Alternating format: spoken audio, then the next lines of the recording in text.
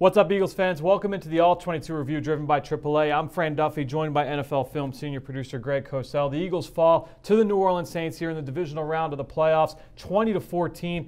Fast start for the Eagles. They jump out 14-0 in the first quarter. New Orleans marches back. Greatest comeback in franchise history for the Saints. They win 20-14. We're going to start things off here. Very fast start for the Eagles. An interception by cre'von LeBlanc on the very first play from scrimmage. So the Eagles steal a possession off the top here against the New Orleans Saints. They get the ball, and now on the very first third down, what do we see, Greg? Press man coverage across the board. This was something that you talked about this week on the Eagle Eye in the Sky podcast. I was very interested to see how the Eagles would combat that. We got a taste of that here on the very first third down. And it's third and one. That's what's critical here because the run game's in play. It's third and one. So what they decide to do is they go with a run-pass option in RPO, and we know that by how the offensive line reacted because the offensive line is run blocking all the way on this.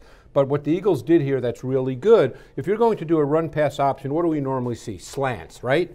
But it's tough to run slants with the timing and the room and the space against press man like this. So what do the Eagles do? They go with a little different concept. And there's Zach Ertz right here. And what they're going to do here is basically run a pick play, a rub.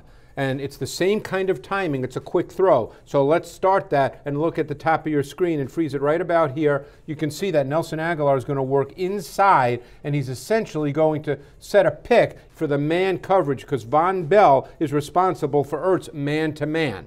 And he's not in a position now. First of all, he's off the ball, and then he's going to have to work through some traffic to get to Ertz. And keep in mind, it's third and one. This is not an explosive play concept. This is let's get a first down. Yep, exactly right. And what I liked, too, there was that they weren't lined up right next to each other. This wasn't really an automatic look for the defense to say, oh, this looks like it's going to be a pick. So they hid this as well pre-snap. So we can run it, and you'll see it play out. And this is really well done as we see the rest of this play.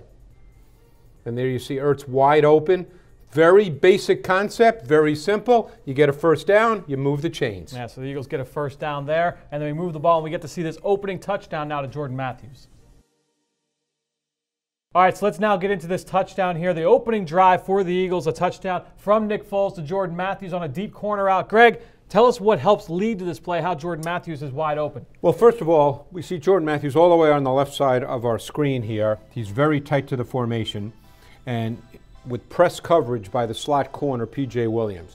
So the most important thing is, in order to keep the timing of the route, he has to get his best release. He can't be held up at the line of scrimmage. So he works inside. He's essentially going to be running a deep corner or a deep sail route, but he's got to get off the line of scrimmage. So he works inside to do that. But now what the Eagles are going to do, because what they want to make sure is that the deep safety, the single high safety, Marcus Williams, does not become a factor in this throw.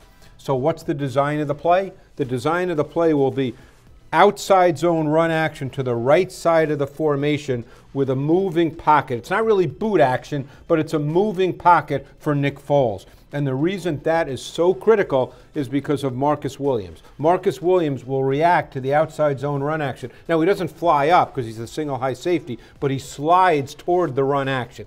So let's start this play. And you can see exactly what happens as you see the outside zone. Look at Williams right there, freeze it. He's taken 2 steps. In the NFL, that's an eternity. He's done. He is no longer going to be in position to get all the way across the field, even though he has very good range, and react to the deep sail route by Jordan Matthews. So let's play it out.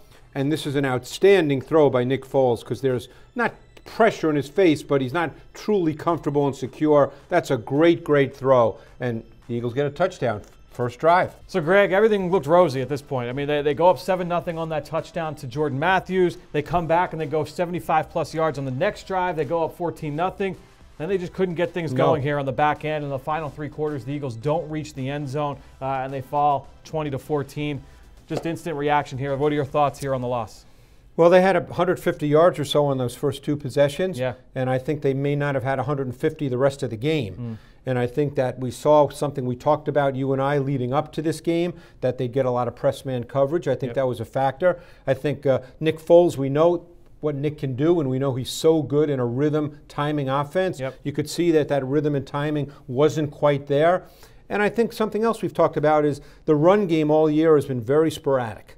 And the inability to really run the ball with any kind of consistency leads them to run the ball with almost no volume. Yep. And I think in a game like this, that's close, that's tense, you'd like to be able to do that. And I think, unfortunately, it caught up with them. And I just have to say this, I feel so badly for Alshon Jeffrey, who had a great final 6-7 games, yes, a great stretch there at the end, and you just hate to see a game end like that. Yeah, and obviously the Eagles impacted by injuries in this game. I mean, a lot. Fletcher Cox was in and out of the lineup, Rasul Douglas in and out of the lineup. Michael Bennett missed some plays. They lost Michael Bennett for a chunk of time. They lost Brandon Brooks, and you hate to hear the news with Brandon Brooks. We'll get official word from the team tomorrow, I would assume. But obviously a lot of injuries here impacted this game, and the game just got away from the Eagles. It's a tough way to go out, but a season that you and I will be talking about this week on the Eagle Eye in the Sky podcast. So you can stay tuned for that on PhiladelphiaEagles.com or wherever your podcast can be found. Until, I guess, next year, we'll be back here for the All-22 review. For Greg Cosell, I'm Fran Duffy. Fly, Eagles, fly.